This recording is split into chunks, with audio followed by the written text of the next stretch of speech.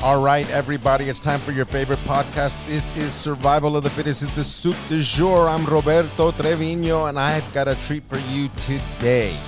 All right, get ready, because you know I love to introduce you to really cool people. And I have met someone super cool who's got a great story that's going to share with us here on Survival of the Soup du Jour. Survival of the Fittest is Soup du Jour. So, here we go. Let me introduce you to Chrissy Benoit. I love to say that last name because it makes me sound sophisticated. Mira esto. Chrissy Benoit. Huh? Sacre bleu. Huh? Wow. There you go, huh? That's my French for today.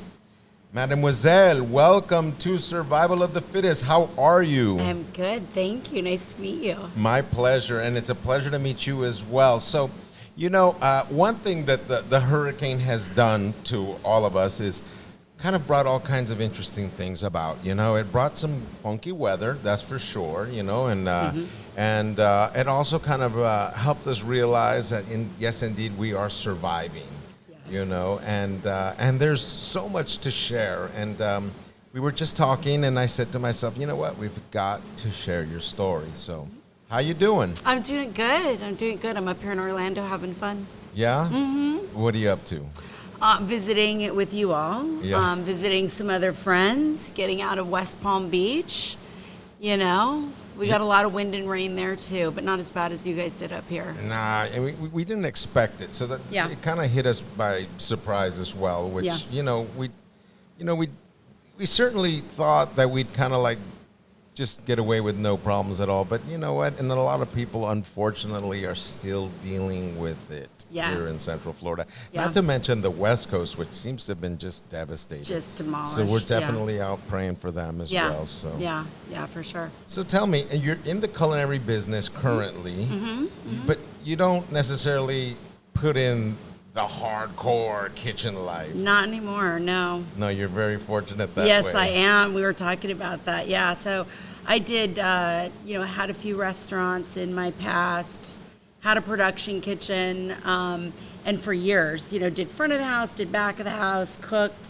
And now I'm lucky enough to be in a role where I just get to help other people develop their business. Wow. Yeah, which is really nice. I mean, like with just hook, line, and sinker, everything? Everything, you name it. From overseeing construction to licensing to food costs to human resources. So kind of anywhere there's a hole that needs to be filled or fixed, I do it. And your culinary past is? Culinary past, I didn't go to culinary school, but I worked with people who cook a lot better than I did, and I just shut up and listened. I worked with Wolfgang Puck for many years, and then I've been lucky enough to live in some very cool places. You and I were both talking about New Orleans, which the food is, Brulee. Yeah, the food's amazing. And then I got to live in the Caribbean for a bit on a little island out there. Which one? I was in St. John, U.S. Virgin Islands. Of course, that's the good party Very island. nice. It's so great. What is it? What is the name of that bay? Is it not Discovery Bay? It's Cruise Bay. There's Cruise Bay. Yeah, that's Cruise the Bay. main. That's like the and main. Mongoose Cafe. Mongoose Junction. Mongoose Junction. Cafe is in there. Look at you. So I lived right across the street from Mongoose Cafe. No way. Yeah. And That's I worked beautiful. for Keneal Bay. I don't know if you really? know. Of Keneal Bay course. was just. That's a Rosewood property. It's right? a Rosewood property. Yeah, very nice. Yeah. Used Peter to be. Sheridan or Shandling. I don't know. And Puri, that was the corporate food and beverage guy. Maybe it might have been. Well, I was there at the Millennium, so I was there 20 years ago. Oh, okay. It's painful to say out loud, but Now, it was come on 20 now. years ago. So, but it was amazing, and it was an amazing experience. And then I lived up in the Hamptons, and I worked up there. Nice. So, I mean, like, places I can't afford to live unless I'm working there, That's so, sweet. Yeah. Oh, so. one of the perks of being a good cook, Yeah, for sure. Yeah, so lots of really fun food influences, different cultures, different places. I mean, that's kind of the neat thing about the food business, because like everybody eats. Everybody eats, and food brings everybody together. So I think, you're always a popular person when you're serving the food. Right? Yeah. And Wolfgang was what kind of experience? I mean, you'd say, obviously very, very culinary based. But he's also a great guy. He's a lot of fun. He is. That's certainly how he projects himself, He is. 100%. But he doesn't seem like the tyrant chef, No, my experience there was, what I experienced with Wolfgang Puck was when you weren't focused and you weren't down to business, that's when you'd see the hardcore chef come out in him where he's like shaking you into paying attention. But if you were doing your job, he was a ton of fun to work with. Great sense of humor, liked to joke around, liked to have a good time, liked to create food, very creative. So it was a great time. Great job. And I just can't believe you were in St. John. I mean, Yeah. I've been in Puerto Rico for years, so Yeah, I love it there. yeah. Well, Yeah. we're real close, Yeah. and that's where y'all would come in. We were Sin City for y'all. Yeah, yeah. Not that St. John is not Right. a Sin City island, but- Right. 'cause You it were just is. a bigger Sin City in Puerto Rico. We were, kept it small. But yeah. super chic. Yeah. Didn't Batali have a place there for a long time? Not in St. John. I mean, St. John was so tiny. I don't know if he had something in St. Thomas, but I mean, St. John is 2/3 national park. So only a third of it is actual, businesses and residential, and Right. the rest is all just beautiful jungle island. Yeah, no, it's beautiful. It's unbelievable with ruins, 300-year-old ruins. The restaurant I ran out there was, it was a 300-year-old sugar mill. Oh, nice. It was converted into a restaurant. What was the name of it? It was called the Equator at the time Nice. in Keneal Bay, and it was just, God, it was just you pinch yourself when you're making food for people in something that has that level of history. It's just amazing to Well, me. that's so cool. Yeah, it was and, great. And I keep jumping, and so you were at Los Angeles then. Yeah. Anywhere else in California? I lived in Southern California, Huntington Beach, and then I opened different restaurants. So like there's a great mall out there, Fashion Island. We opened one in Newport Beach. We opened one in San Diego. Oh, all the really nice parts Yeah, of town, or the state. did some stuff up in LA, Aubergine and whatnot. Oh, wow. But then I would also go, like I went to Denver, and I got to travel to open the restaurants. And then when we were opening one in this new development called Downtown Disney that was being built, Okay. I got to go to do that, and that's when I decided I'm moving to Florida. And that's always here I am. I don't ever deny that I enjoy my life here in Florida. It's the Yeah. good life. Yeah. It can be tough sometimes, but Sure. I mean, it is just definitely, the weather's nice. There's definitely enough restaurants for a chef to kind of find his niche. Yeah. And people love to dine out. Yeah, I think the food scene here is it's always been good, and I think it's definitely turning a corner. Where I think there's definitely Orlando seems to have like more people like yourself with some real chops and some real creativity coming to the table. Not just good food, but good creativity. No, I agree. I think it's great. And I think another thing about Orlando, other than having the super duper quality, and I think that Disney had a super trickle effect on Yeah. like everything else going on here in Orlando, Yeah. and I just think that it's only been a big plus, you Yeah. know. But here, I need to ask you. Okay, so we survived the pandemic. Mm-hmm. Have you noticed that it's gotten more and more difficult to hire good staff? Oh my gosh, yes.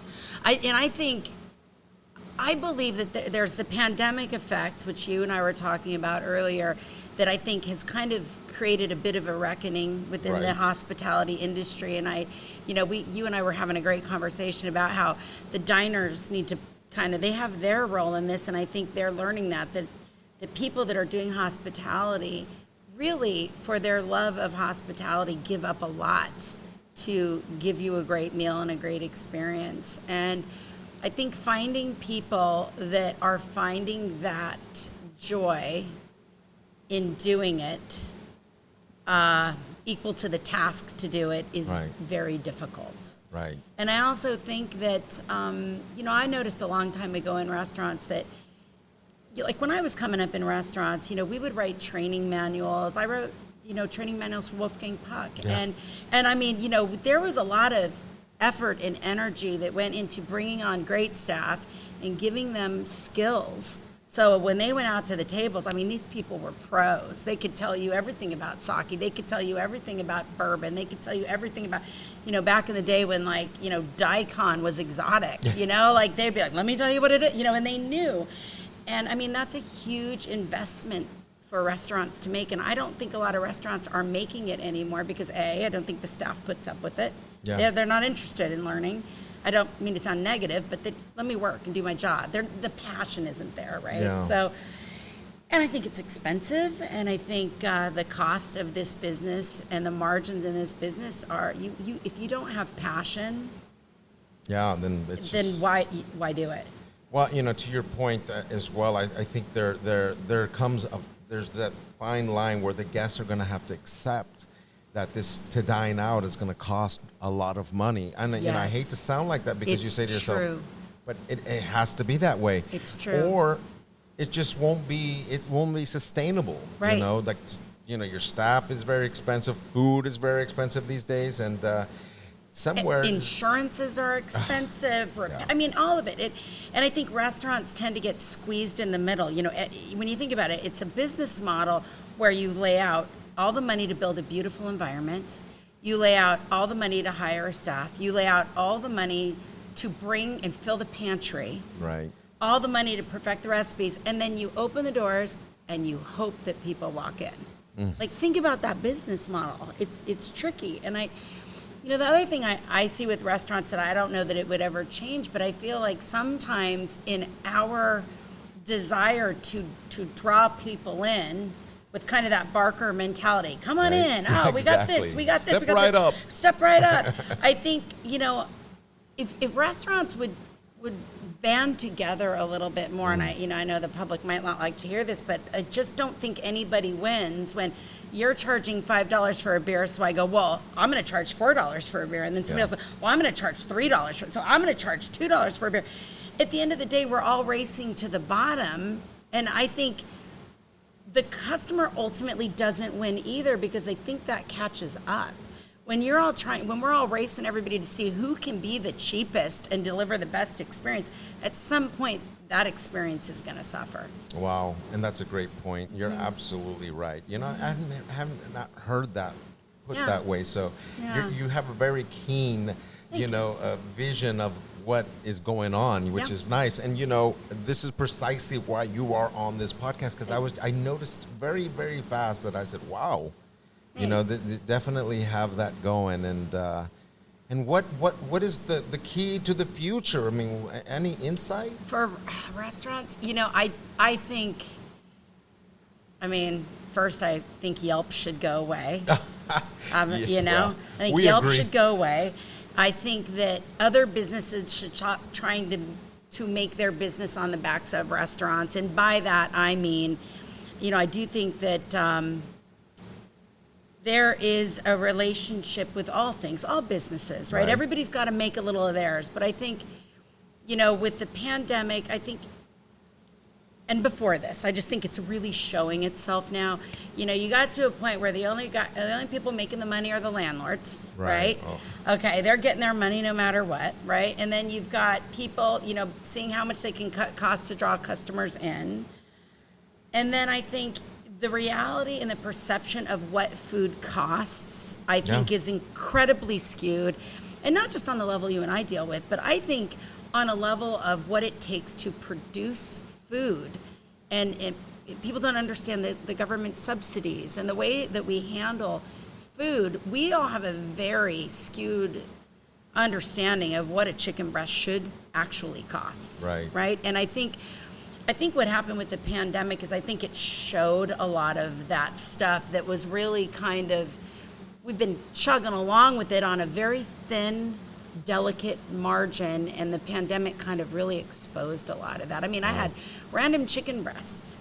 Yeah. $4 a pound. No. When does that ever happen? Stuff that, we are paying right now just for you think of your plastic salad container, you get a salad to go. Those used to be 12 cents. Yeah. They are 50 cents now. Yeah. And while 50 cents doesn't sound like anything, when you multiply that and your margin is 10%, and now you're paying this for the label, this for that, and everybody wants, everything wrapped in cutlery kits and for sanitation. It gets your margin's gone that quickly. Yeah, no, it's gotten tough. So could we honestly say that this is the beginning of the end of the restaurant business? I don't think so. I don't think it will ever be the end. But Love I to hear think, that, by the way. Yeah, Woo! Yeah, I think people love eating out. I think Yes. there's a lot of passionate people that love giving hospitality. But I do think What's the best way I could say? You know, sometimes a tree grows and grows and grows and grows and grows. And sometimes when you shake the heck out of it, hello, Hurricanean, you shake the heck out of it, branches come off, but Right. sometimes those are the branches that needed to come off. Right. Right? For the tree to regain a healthy balance. And I think restaurants, with the advent of Yelp, the advent of all these delivery services that want to start with, I'm going to take 30%. And they don't Right. even know what they're like, okay, I'm going to take all your profit and then some.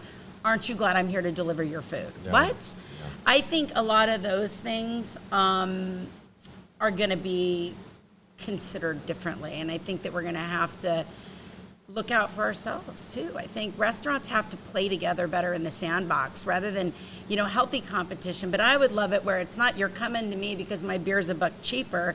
You're coming to me because my staff is educated, my restaurant is clean, the food is good, and we know your name when you walk in the door, not just because the beer is cheap. So it could be to the advantage of the restaurant future that we're realizing all these things I at think this so. point. I do that's a think so. positive angle. I think it's very positive. It's good. painful, It's painful. but it's positive. I and agree. I think, customers have to also recognize that just because someone is I'll just use, I'm a server, not a servant. It's very different, and we Yeah. have to remember how we treat people with kindness. And in order for somebody on any level to continue to give hospitality, they have to regrow their own fuse too. You can't keep putting everyone's needs ahead of your own, because to me, that's what hospitality is. It's putting someone's needs ahead of my own, finding joy in it, which is an added bonus, but that means I also have to recharge too. Right. And you can't do that when you're working 70 hours a week. Yeah, well, there's It's a lot tough. and there's a lot of great realizations, and even chefs. Yeah. Even chefs, we've been overworked for too long, and it's kind of Yeah. refreshing to see Yeah. this going on, only because now we can Retool it a little bit. Yeah. But I do think that, as an industry, I feel like sometimes restaurants are always, like Giovanni and I have talked where I'm like, restaurants are great for money laundering, tax breaks, they're not always great for building a fantastic living. Right. They're really not. And so I think so many restaurants live passionately on the ropes. Yeah. They're passionately on the ropes all the time. You get to a point where you kind of can't navigate your own waters. You're just trying to keep up with them. And I think if restaurants, if everybody here, they all got together and went, you know what, we're not gonna do certain things as a collective.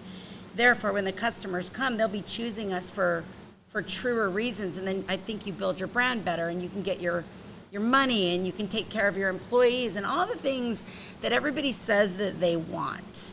But it's all the things that everybody wants it's going to cost more money. It's going to cost more money. Well, I truly feel enlightened today. No, you really have a very unique perspective Thank on you. this. And I think that there is value in what you're saying, and it's so nice to have you on the podcast Thank you. and sharing this vision, because it's very unique and Yeah. it's on the money. I think so too. You I know, think we're and- going to see it. A lot of the things, I don't know any other way. I think if we go back to doing things the way that we were before the pandemic, the world has just changed. Everything has changed. A lot has changed. We cannot go back to doing that, or we're going to have, everybody knows restaurants are high risk. Before this, they were turning over like crazy. So we got to change. Well, I'm hoping that I hope tons of people hear this, because this is very special what you've shared with us today. Yeah. Because it's like I said, not many people think like this, and not Yeah. many people can verbalize it the way you have. Thank So you.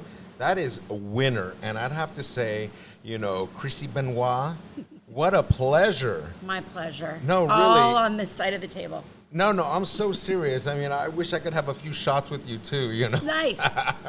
That would be amazing. Very good. Yes. Well, how do we find you? Well, I work down in West Palm Beach, Florida. Okay. I have a website, ChrissyBenoit.com. Okay. Lots of projects I do there. But yeah, you can look me up online, or There we look me go. up through your podcast or whatever. Yeah, I would have to say so. Yeah. But definitely so.